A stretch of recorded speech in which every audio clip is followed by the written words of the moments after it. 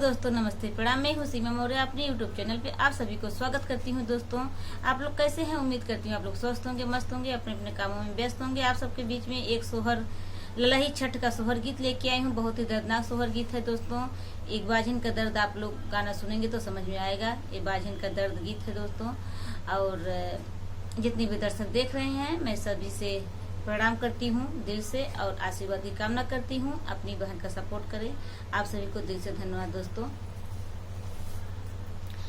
कहाँ माई छठी माई के नाई हर, कहाँ माई सासुर, कहाँ माई सासुर हो।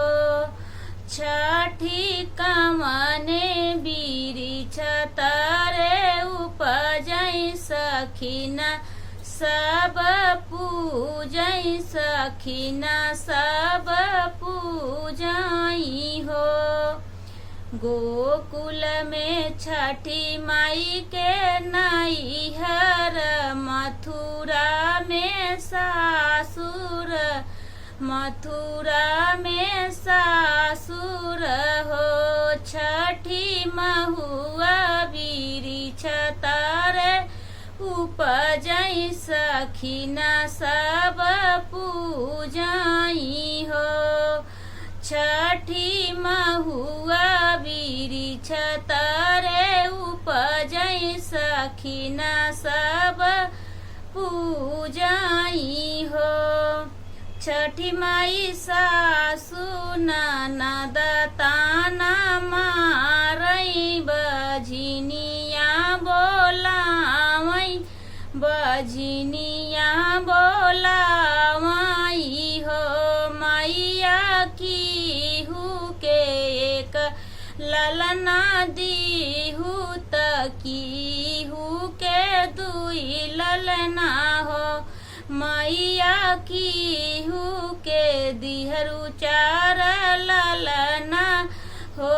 मैया हमहू बझनिया होई के ठाढ़ा, हमही नाही चितामई, हमई नाही चितामई हो।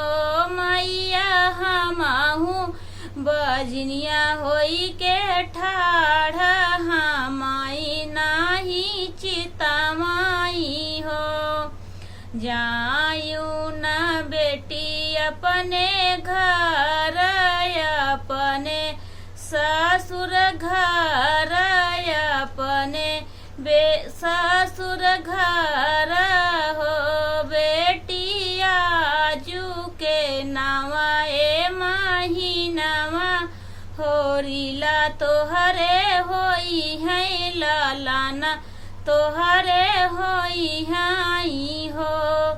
बेटी आजू के नावा ए महीनावा, होरीला तोहरे होई है लालाना, तोहरे होई है हो। 8 महीनावा के बीतल, नावा एके लागत, नावा एके लागत हो। बहिनी रानी के जनमे ललनवा, सखीन गावे सोहर, सखीन गावे सोहर हो। बहिनी रानी के जनमे ललनवा, सखीन गावे सोहर हो। बीतत सावन महीनावा, त भादौ के लागत हो। बहिनी गोदिया में लाई के लालनावा, बझनिया छठी पूजई, बझनिया छठी पूजई हो।